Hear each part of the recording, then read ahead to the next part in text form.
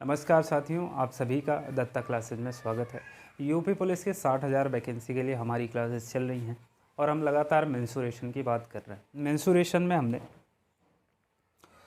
Triangle पढ़ा दिया है, आयत पढ़ा दिया है, वर्ग पढ़ा दिया है। आज हम बात करेंगे समचतुर्भुज की, समलंब की, वृत्त की और षटभुज की। ठीक है, इन सारी चीज़ों की आज बात करेंगे। उसके पहले मेरे साथियों, शिवमंगल सिंह सुमन जी की एक कविता है और वो बहुत मोटिवेट करती है मुझे। उन्होंने कहा कि गति प्रबल पैरों में भरी, फिर क्यों रहूं दर पर खड़ा, जब आज मेरे सामने है रास्ता इतना बड़ा। जब तक न मंजिल पा सकूं तब तक न विराम है, चलना हमारा काम है, चलना हमारा काम है। साथियों, तो हम बात कर रहे थे समचतुर्भुज की। ठीक है, तो पहले हम पढ़ेंगे समचतुर्भुज होता क्या है, उसकी प्रॉपर्टी क्या है, ये सारी चीज़ों की हम बात करते हैं। समचतुर्भुज रोम्बस होता है, इंग्लिश में बोलेंगे तो रोम्बस होता है। समचतुर्भुज कुछ ऐसे होता है। ठीक है, समचतुर्भुज आमने सामने की लाइंस हमारी पैरेलल होती हैं, समांतर होती हैं, और इसकी सारी साइड्स जो है वो इक्वल होंगी। मतलब ये भी ए होगा, ये भी ए होगा, और ये भी ए होगा, और ये भी ए होगा।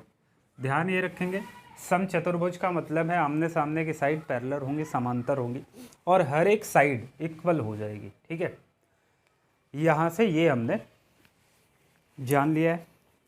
अगर मैं इसका आपसे पूछूं कि डायगोनल्स क्या होगा, तो आप कहोगे सर ये हमारा डायगोनल्स हो जाएगा। इसको हमने D1 नाम दिया, इसको हमने नाम दे दिया D1। ये हमारी दूसरी डायगोनल्स हो जाएगी, विकर्ण हो जाएगी, इसका नाम हमने D2 दे दिया है। ठीक है, अब देखो, पहले भी मैंने ये बात बताई है कि जब भी दो डायगोनल्स यानी विकर्ण एक दूसरे को कट करते हैं तो बाइसेक्ट करते हैं। बाइसेक्ट का मतलब ये और ये इक्वल पार्ट हो जाएंगे। ये अगर 4 होगा तो ये भी 4 होगा। ठीक है, ये अगर मान लो 2 है तो ये भी हमारा 2 ही हो जाएगा। एक दूसरे को बाइसेक्ट करते हैं। कहने का मतलब ये है कि अगर यहाँ से यहाँ तक की लेंथ 8 थी तो ये पार्ट 4 हो जाएगा, ये पार्ट 4 हो जाएगा। ये पूरी लेंथ अगर 4 थी तो ये पार्ट हमारा 2 हो जाएगा, और ये वाला पार्ट भी हमारा 2 हो जाएगा। और एक ख़ास बात इसकी ये होती है कि भैया ये एक दूसरे को 90 डिग्री पे बाइसेक्ट करेंगे। ठीक है, मतलब इनके और इनके बीच का एंगल 90 डिग्री होगा, इनके और इनके बीच का एंगल भी 90 डिग्री होगा, इनके और इनके बीच का एंगल भी 90 डिग्री होगा, और लास्ट में इनके इनके बीच का एंगल भी 90 डिग्री होगा। ये चीज़ें आपको समझने में कोई दिक्कत है तो बताओ। यहाँ तक अगर आप इन चीज़ों को समझ गए हो तो साथियों, अभी हम फार्मूले की बात करेंगे। ठीक है, इसको थोड़ा सा मिटा के मैं छोटा बनाता हूँ, छोटा बनाता हूँ इसको। चलो, अब देखो साथियों, ये हमारा बन गया है क्या, समचतुर्भुज। ठीक है, ये हमारा डायगोनल्स है, इसको हमने D1 नाम दिया है। ये हमारा डायगोनल्स है, इसको हमने D2 नाम दिया है। इसकी साइड A ही रहेगी, इस बात को ध्यान रखना। अब पहली चीज़ आता है कि इसका क्षेत्रफल बता दो क्या होगा सर। तो मेरे भाई, इसका क्षेत्रफल होता है 1/2 गुणनफल ऑफ डायगोनल्स। हिंदी इंग्लिश हो गया। कहने का मतलब है विकर्ण का गुणनफल। विकर्ण पहला हमारा D1 है, दूसरा हमारा D2 है। ठीक है, दूसरा हमारा D2 है, तो क्षेत्रफल जो होगा वो बन जाएगा 1/2 विकर्णों का गुणनफल। ठीक है, D1 इंटू D2। दूसरा हम बात करेंगे इसके परिमाप की। मेरे साथियों, अगर मैं इसका परिमाप आपसे पूछूंगा तो क्या बताओगे भाई। यहाँ से यहाँ चलेंगे, फिर यहाँ से यहाँ जाएंगे, फिर यहाँ से यहाँ, यहाँ से यहाँ, और सारी साइड हमारी A है, तो कितना हो जाएगा, ए कुल मिला के हो जाएगा 4A। ठीक है, इस बात में कोई प्रॉब्लम है तो बताओ। एक और क्वेश्चन होता है विकर्णों पर बने वर्गों का योगफल। विकर्णों पर बने वर्गों का योगफल, इसका फॉर्मूला जो होता है वो होता है साथियों 4 गुणे भुजा का स्क्वायर, 4 गुणे भुजा का स्क्वायर मतलब ए स्क्वायर, 4 इंटू ए स्क्वायर, 4 इंटू ए स्क्वायर। ये चीज़ें आप समझ गए हो साथियों। तो इस पर बेस बहुत सारे क्वेश्चन हैं, उनको हम तेज़ी से करते हैं, ठीक है, और आपको चीज़ें अभी बहुत ठीक ठाक समझ में आएंगी। पहला क्वेश्चन आपके सामने है, कह रहा किसी समचतुर्भुज के विकर्ण 16 सेंटीमीटर तथा 12 सेंटीमीटर, इसका क्षेत्रफल निकालो। विकर्ण पहला D1 कितना दे रखा है 16 सेंटीमीटर, D2 दे रखा है 12 सेंटीमीटर। आप जानते हैं साथियों क्षेत्रफल कितना होता है 1/2 D1 कितना है 16 इंटू D2 कितना है 12, 2 छंग 12, 16 छक्का 96, 96 आ जाएगा सेंटीमीटर स्क्वायर। साथियों इस बात को ध्यान देना, मेरे हिसाब से कि 2018 वैकेंसी में यूपीपी में ये question same to same as it is ये पूछा गया था, आप देख भी सकते हो। थोड़ा सा डिजिट बदला होगा मेरे हिसाब से, बाकी जो कॉन्सेप्ट है यही लग रहा है, ठीक है।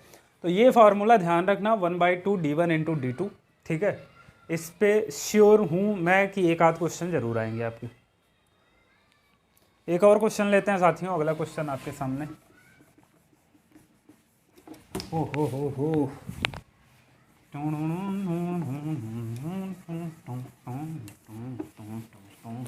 चलो अगला क्वेश्चन कह रहा है कि 40 सेंटीमीटर तथा 30 सेंटीमीटर माप के विकर्ण वाले समचतुर्भुज का परिमाप ज्ञात करो।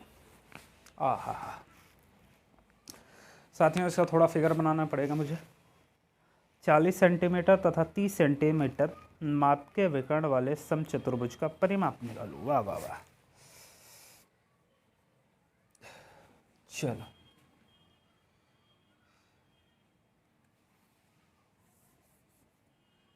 मेरे साथियों यहाँ पे एक फिगर दिया हुआ है, ये, और इसमें कह रहा है 2 विकर्ण है, पहला ये 40 सेंटीमीटर का और दूसरा विकर्ण ये है 30 सेंटीमीटर का। तो मुझे बताओ ये अगर टोटल 40 है तो ये कितना हो जाएगा 20, और ये भी कितना हो जाएगा 20, इसमें कोई दिक्कत है ही नहीं। ये अगर हमारा कितना 30 है तो ये वाला पोर्शन कितना 15, और ये भी कितना हो जाएगा 15 हो जाएगा, और ये 90 डिग्री का एंगल बनाता है। अब हमको एक भुजा अगर हम ये निकाल लें तो हमारा परिमाप निकल आएगा 4 इंटू भुजा, ठीक है।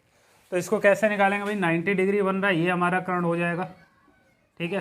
कर्ण हमको निकालना है, कर्ण वर्ग बराबर क्या होता है लंब वर्ग धन आधार वर्ग, आधार कितना है 15, ठीक है। 2 दूना 400 हो जाएगा ये, और 15 15 में 225 हो जाएगा, ये इतना हो जाएगा 625 कर्ण वर्ग, ठीक है।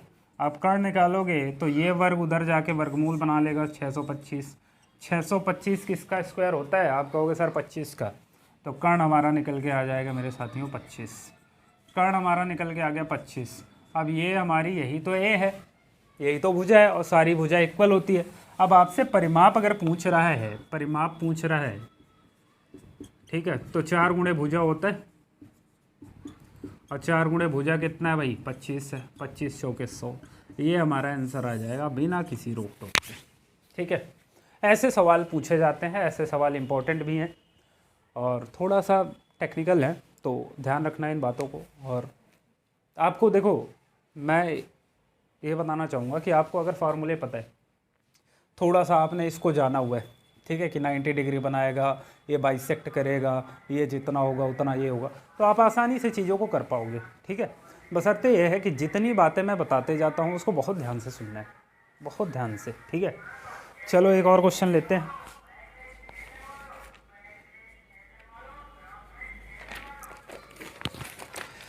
मेरे साथियों अगला क्वेश्चन आपके सामने है,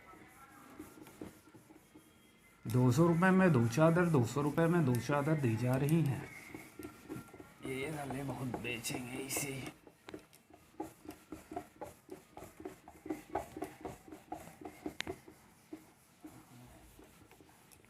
एक ये आता है कि 200 रुपये में 2 चादर, और एक और आता है मसूर नान खटाई वाला, मेरठ की मसूर नान खटाई ही खानी है मम्मी, वो वाला दिन भर आते हैं समझ लो, डिस्टर्ब करते हैं। चलो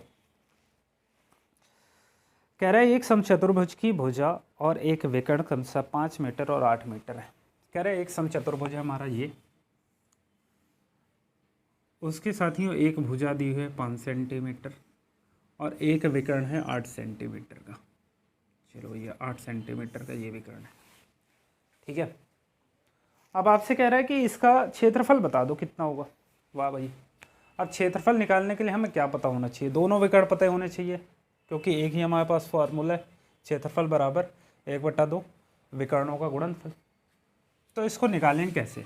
अब मुझे बताओ, अगर मैं बना दूं विकर्ण तो ये ऐसे बनेगा। ये टोटल 8 था तो ये कितना हो जाएगा 4, और ये वाला पोर्शन भी हमारा 4 हो जाएगा।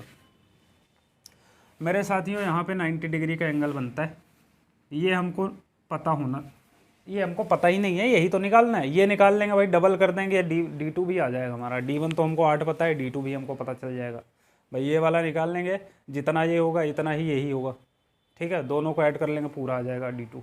बताओ, चलो ये कैसे निकलेंगे? पाइथागोरस लगा दो। कर्ण वर्ग बराबर क्या होता है? कर्ण वर्ग बराबर लंब वर्ग प्लस आधार वर्ग, ठीक है। आधार ये है हमारा, ठीक है, ध्यान रखना। ये 5×5 = 25 और 4×4 = 16, इधर आएगा माइनस का 16 बराबर आधार का स्क्वायर, केवल आ लिखूँगा मैं।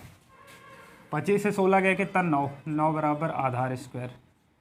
आधार निकालोगे मेरे साथियों तो ये जो स्क्वायर उधर जाके स्क्वायर रूट बना लेगा, तो स्क्वायर रूट ऑफ 9 हो जाएगा। अब 9 किसका स्क्वायर होता है? 3 का होता है। तो आधार हमारा साथियों 3 आ गया, मतलब ये वाली साइड जो है ये 3 आ गई। ये भी 3 है तो ये भी 3 होगी। मेरे साथियों अगर मैं आपसे D1 पूछूंगा तो आपको पता है ना पूरा 8 है। अगर D2 पूछूंगा तो 3 और 3 6 हो जाएगा। अब मेरे प्यारे साथियों, क्षेत्रफल क्या होता है? तो आप कहोगे सर 1/2 D1 × D2। D1 8 है, D2 6 है, 2 चौके 8, 6 चौको 24 सेंटीमीटर स्क्वायर हमारा क्षेत्रफल आ जाएगा। इस बात में किसी को कोई प्रॉब्लम है, कोई समस्या है, कोई दिक्कत है किसी प्रकार की तो बताए। आगे बढ़ते हैं। आज का लास्ट क्वेश्चन होगा हमारा इस पर, ठीक है। इसके बाद हम और चीज़ें समझेंगे और चीज़ें पढ़ेंगे। दोस्तों ध्यान ये रखना है, 60 दिनों में हमको पूरा कवर करना है। 60 दिनों में पूरा कवर करना है हमें।